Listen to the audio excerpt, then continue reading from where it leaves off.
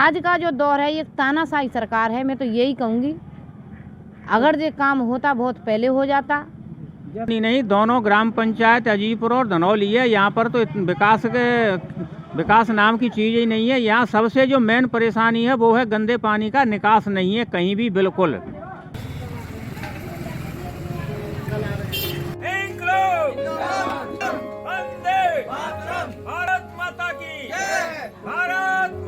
इनकलाब जिंदाबाद के नारे लगाते हुए लोग उस क्षेत्र के वासी हैं जहां सड़कों पर नाले हैं। जी हां, चौंकी मत, आपने सही सुना, सड़कों पर नाले। अभी तक आमतौर पर घरों से निकलने वाले गंदे पानी की निकासी के लिए सड़क के दोनों किनारों पर नाला अथवा नाली का निर्माण कराया जाता है। लेकिन जब आप डॉक्टर अंबेडकर विकास नगर, सिरौली रोड, धनौली, आगरा जनपद पर पहुंचेंगे तो आपको बहुत ही नारकी मंजर दिखाई देगा।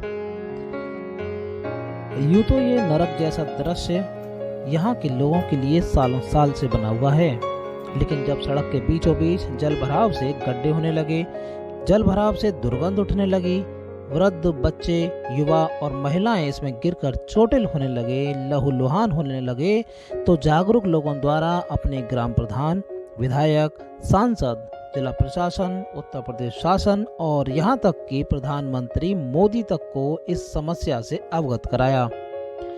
बावजूद इसके जब कहीं से भी नाला निर्माण और स्वच्छता गारंटी नहीं मिली तो यहाँ के बाशिंदों ने 13 अक्टूबर 2021 को अनिश्चितकालीन धरना प्रदर्शन पर बैठने का मन बनाया। अक्टूबर से लेकर नवंबर दिसंबर तक की कड़ाके की ठंड में भी लोग धरना स्थल पर बैठ गए।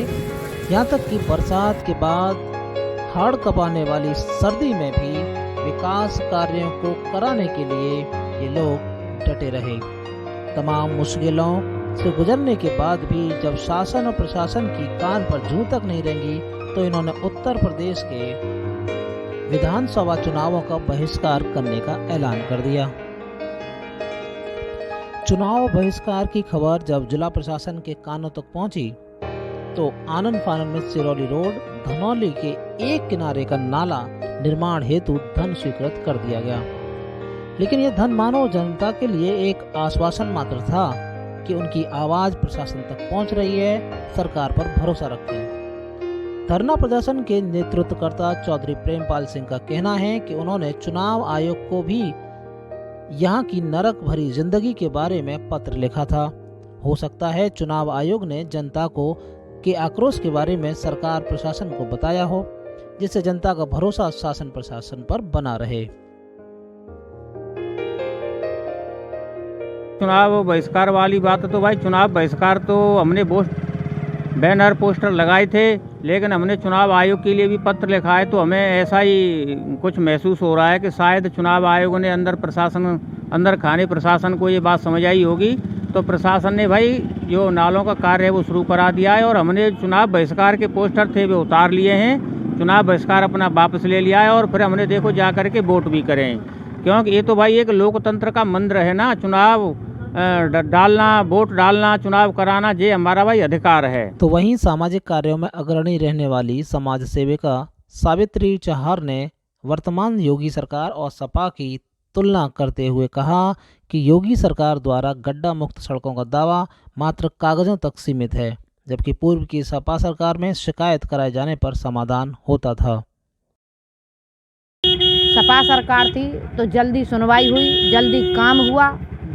और जैसे कि देश के प्रधानमंत्री महोदय नारा लगा रहे हैं कि सबका साथ सबका विकास, योगी आदित्यनाथ जी मुख्यमंत्री रहे कि गड्ढा मुक्त सड़कें हो गई, तो आज 4 महीने कल हो जाएंगे हमारे धरने को। नहीं, 5वां चालू हो गया, आज 5 शुरू हो गए, 13 अक्टूबर से शुरू हुआ है हमारा धरना। अगर जी इतनी इन्होंने जो नारा लगाया था उस तरीके से ये काम कराते तो अब तक ये काम कब का ख़त्म हो जाता, शुरू नहीं ख़त्म भी हो जाता। 4 महीने मायने रखते हैं। केवल एक नाला, छोटा सा नाला, इतना बड़ा नाला नहीं है ये, कोई उसमें से आ रहा हो, इतना बड़ा नाला हो, इतना बड़ा रोड हो, ऐसा कुछ नहीं है। लेकिन सेविका सावित्रीबाई चहार ने योगी मोदी सरकार पर आरोप लगाते हुए कहा कि सरकार को जनता की किसी भी तकलीफ से, परेशानियों से कोई सरोकार नहीं है। ये सरकार वास्तव में एक तानाशाह सरकार है।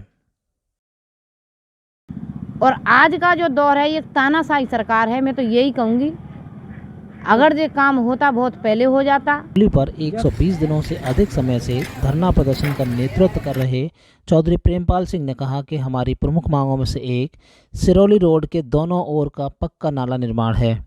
ऐसे में जब तक रोड के दोनों तरफ का पक्के नाले निर्माण के लिए धन स्वीकृत नहीं हो जाता है, उनका धरना लगातार चलता रहेगा। और सरकार ने भी आपकी या प्रशासन ने आपकी जो मांगे मानते हुए नाले के लिए स्वीकृति भी दे दी है निर्माण के लिए। अब आपकी आगे स्ट्रेटजी क्या है? क्यों आप अपना पूरी तरह से धरना प्रदर्शन अपना खत्म क्यों नहीं कर रहे? धरना प्रदर्शन हम इसीलिए ख़त्म नहीं कर रहे हैं कि अभी एक तरफ ही प्रशासन ने नालों का कार्य शुरू कराया है, अभी दूसरी तरफ भी काम लगना बाकी है। दूसरी तरफ भी प्रशासन इन नालों का कार्य शुरू कराए, जब उसके बारे में फिर हम धरना को देखेंगे।